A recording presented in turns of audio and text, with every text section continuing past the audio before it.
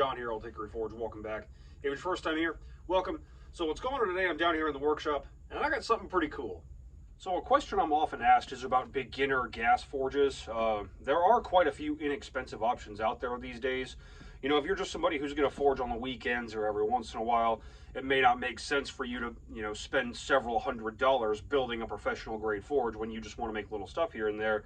So what I got here is a little single burner gas forge that can be bought on Amazon at the time of this recording. I'll put a link in the description for $75 if you can believe it.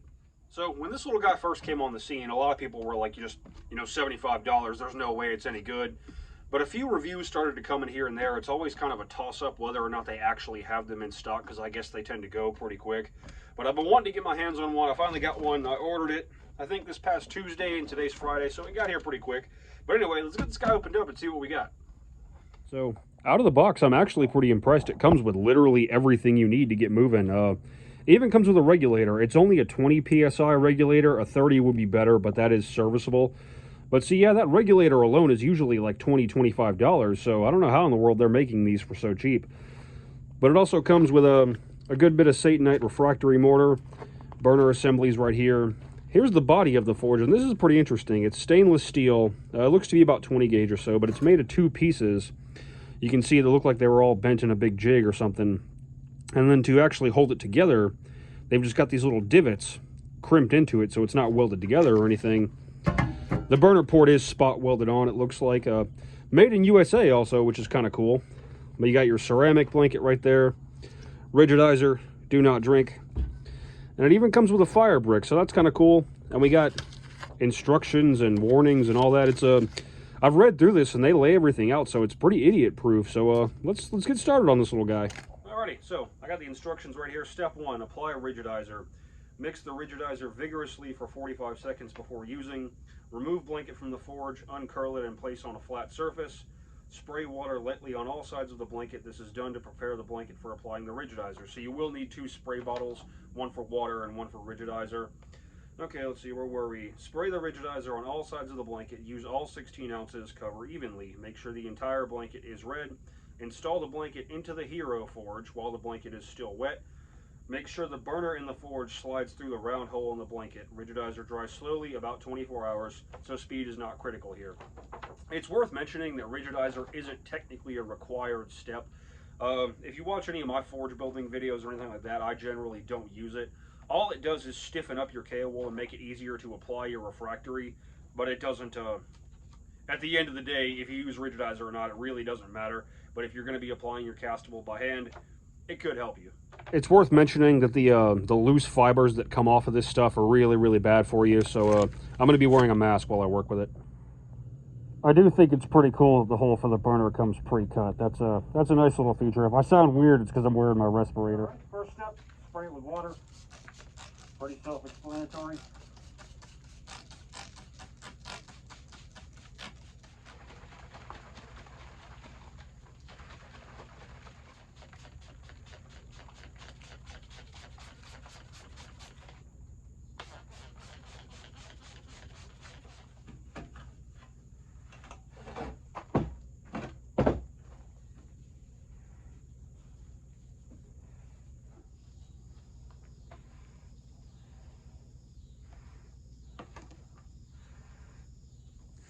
Alrighty, we got our wool installed, nothing to it really. All that brown stuff is just dirt from my work table. That's not going to hurt it at all. Now we'll just let that guy dry overnight. It's been about 16 hours since I put the Rigidizer on it. It's still pretty wet. If you had the patience, you could just leave it there till it was completely dry, but I'm in a hurry. So we're going to go with option B, fire it up drying, fire up the forge on low pressure, blah, blah, blah, blah, blah, 30 to 60 seconds. Do this several times. Nothing to it really. So let's get this here burner assembled. So this right here is the air choke assembly. Has 2 little set screws with it. And I threw them on the ground. No worries.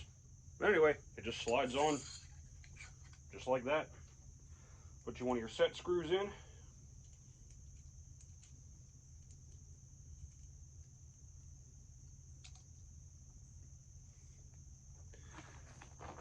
And then you can tighten and loosen this part and slide it up and down to control your airflow. This is how you control your fuel-air gas mix, or fuel-air mix, I should say, with an atmospheric burner like this. So that's all there is to it. And to install the burner assembly, it's pretty simple. I got the other set screw. Just slides in there just like that.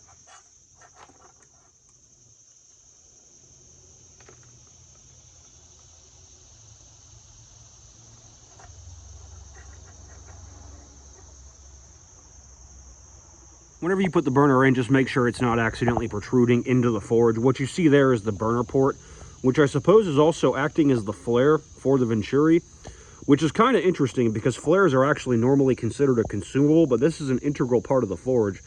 So I'd be interested to see how well it holds up under really heavy long-term use, but that's all there is to it. So to actually turn the forge on, you want to make sure your ball valve is turned on. Right now the regulator is actually turned all the way off. So what I'm going to do, going, pump in the tank, and then slowly use the regulator to let the gas in. That's really all there is to it. It's pretty normal for the burner to sputter whenever you're trying to dry the forge out or anything like this, so don't worry about that. So we'll let that run for a minute, cut it, and do that a few more times to dry out the Rigidizer. Nothing to it really. I don't know if you can see or not, but there's a whole bunch of steam coming out of here, and that's also completely normal, so don't worry about that. This is actually taking a little while. It seems like as the Rigidizer completely dries, you know, your wool turns back to white. Instructions say it may or may not do that, so if yours doesn't, you know, don't worry too much. But it's not quite dry right there very much, so I got the back blocked off and the front partially blocked off just to keep some more heat in, and we'll keep going until it's dry. This guy dried out Rigidizer is good and dry. This stuff is actually really stiff now. That's kind of cool. Like I said, I've never really bothered with using Rigidizer before because technically it is an optional step. But I can see how it's going to make applying the castable easier. It's worth mentioning that once the fibers of the wool are rigidized like this, it is a little bit safer to work with as long as you're not cutting it or anything. You don't have to worry too much about the fibers coming loose and breathing them in. But it's not safe to use the forge like this because the turbulence of the fire going through it, as well as, you know, taking your work in and out, rubbing on it, will, you know, damage the Rigidizer and make the fibers come loose, and then you breathe them in, and that just ain't no good. So it does need to be sealed with a castable refractory or a refractory mortar like what we're going to be using. Also, if you do any forge welding, flux will destroy this very, very quickly, so it needs to be covered. We're going to put our castable refractory on, following the instructions. First coat, we need 1.25 pounds and 5.6 ounces of water. It is pretty cool they put the measurements on. The directions for applying, you know, just kind of moisten the ceramic wool a little bit, and then just rub it on there. They say to use a brush, but the best tool I've ever found for doing this is just my hands, so I'm just going to use my hands. But there really ain't nothing to it.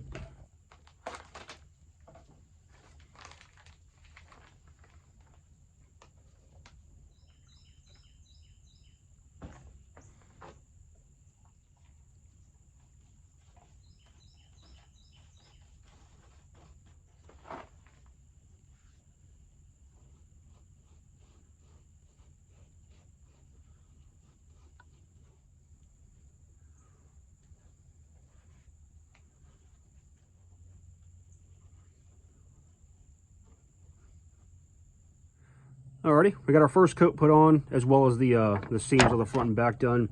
I don't know if you noticed or not, but I actually forgot a step. They say to spray down your rigidized wool with a little bit of water before you put the refractory on. I forgot to do that. Honestly, I've built dozens of forges and I've never done that, and I have yet to have a significant problem. Some slight cracking in the refractory is completely normal the first time you fire it, but they do include extra, so if you do get cracks, you can kind of repair them as you go. So like I said, I did accidentally skip a step, but I don't think it's going to be the end of the world. And if you're wondering why most forges don't come with this already on, because once this stuff is dry, it's going to be really, really brittle. So there's no way a forge that is already coated in the refractory is going to make it through shipping without the refractory falling apart. So if you're wondering why doesn't it come already done, that's why. So I set this outside to let the first coat of refractory dry. I'm following the instructions as best I can. We'll let it dry till tomorrow, then we'll put the next coat on. All right, this guy's set up for a little over 24 hours or so. Your refractory is hard and dry to the touch. So now we'll put on the second coat using 0.75 pounds of refractory and 3.35 approximately fluid ounces of water.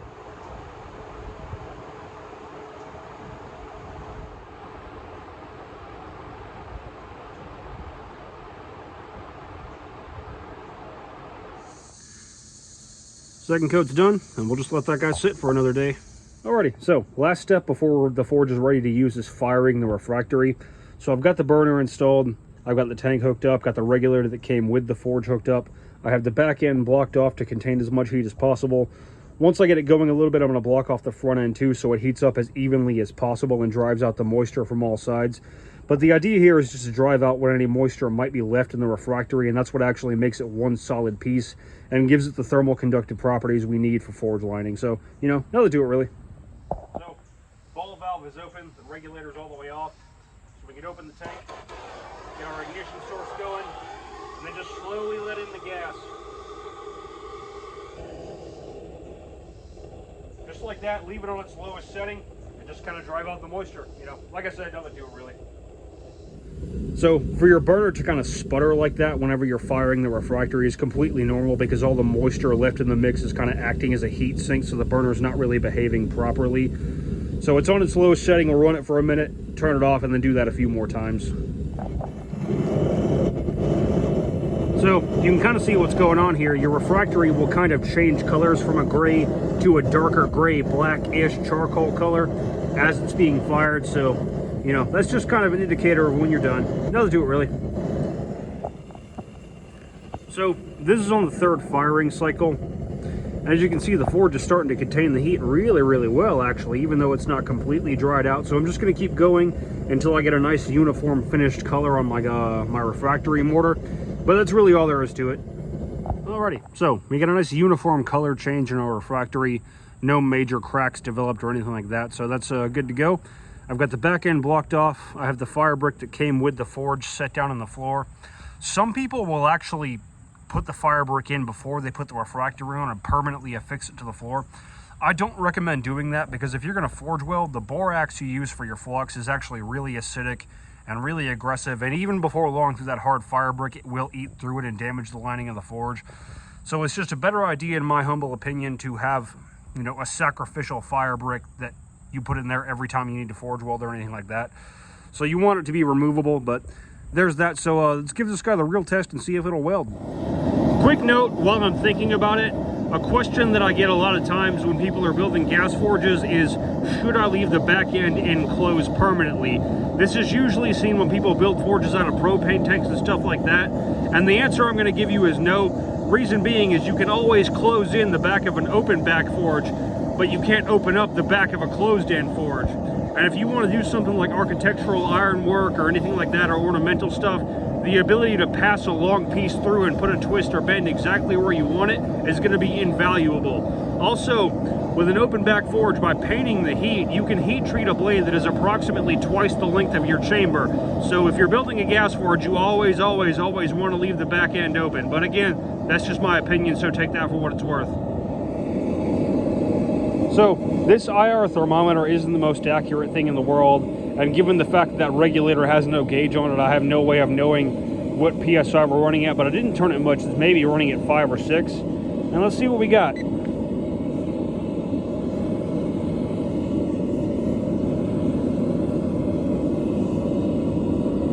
About 1600 or so. And that's running on a pretty low PSI. So we'll get some scrap steel in there, flatten out, and see if we can forge weld. A couple of pieces of some scrap 1/2-inch round bar. First thing we want to do is take our work pieces and flatten out the last couple inches or so we got nice flat surfaces to made up for the forge weld. But there really ain't nothing to it. Alrighty, now that we got our round bar flattened out, ready for the forge welding attempt, we're going to go ahead and crank the regulator up a good bit higher to about 10, 12, or 15 PSI or so, and kind of see, you know, what happens. We'll see if this little guy can weld.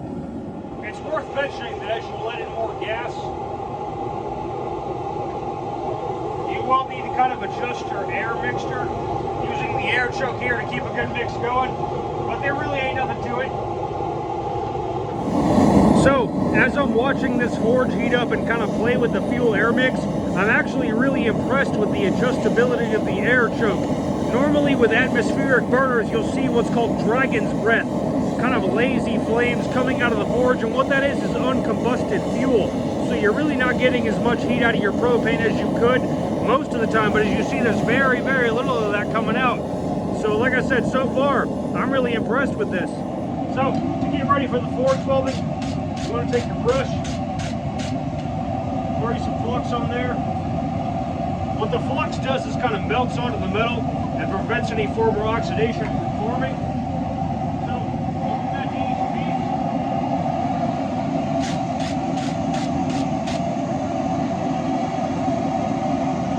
And the next step is to try to fuse them together. These stiff pops.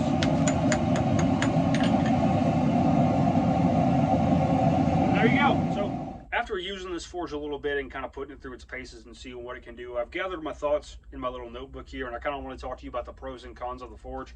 First things first, nobody sent me this. I paid full price for this. This video is not sponsored by anyone or anything of the sort. So there's that. First things first, let's kind of talk about what I've determined to be the pros of the forge. Number one, it's inexpensive.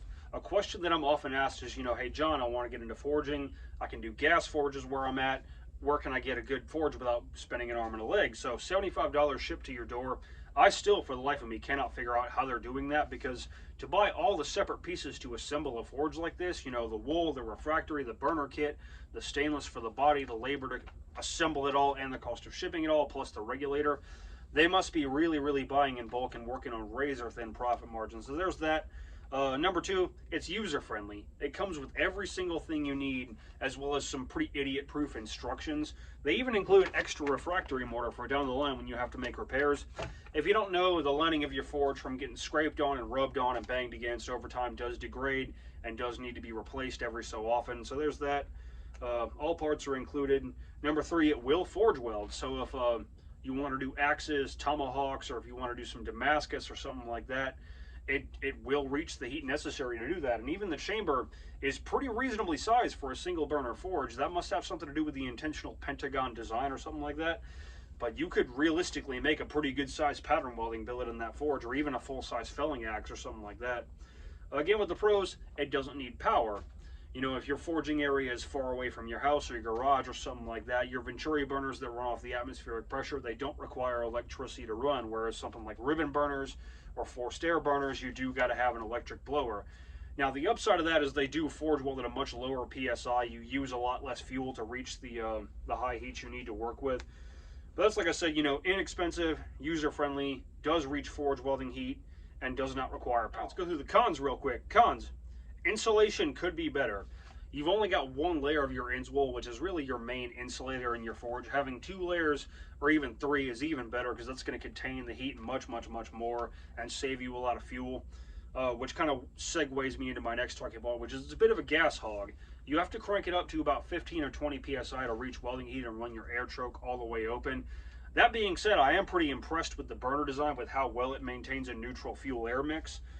But, with my ribbon burners, I can forge weld at 5 PSI, but again, that requires an electric blower, whereas the atmospheric burners don't. All that being said, is this little forge something I would recommend? And the answer is actually a pretty hard yes.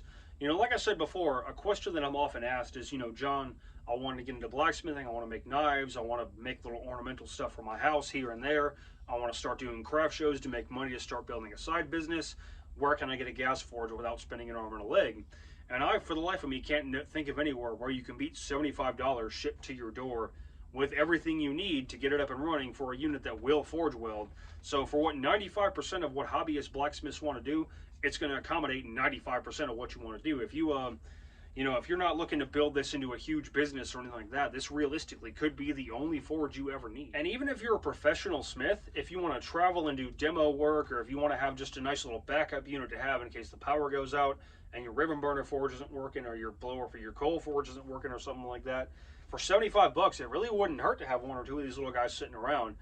That being said, I'm not keeping this little forge. I've already got a backup Venturi forge in case I ever need it. This is going to go to a friend of mine who's another local artist who is trying to get a little bit of a blacksmithing setup going. But so if you're considering purchasing one of these forges for your shop, whatever your reason may be, if you're a hobbyist looking to get started, or you're a professional looking for an inexpensive backup unit, I hope you found this video helpful. If you like what you saw, like, share, subscribe, all that jazz. Always more cool stuff coming. There's links down in the description of the Patreon if you want to support the channel, Etsy if you want to purchase any of my work, as well as my other social medias if you want to follow me. Instagram is where I'm the most active. I try to post the story every day.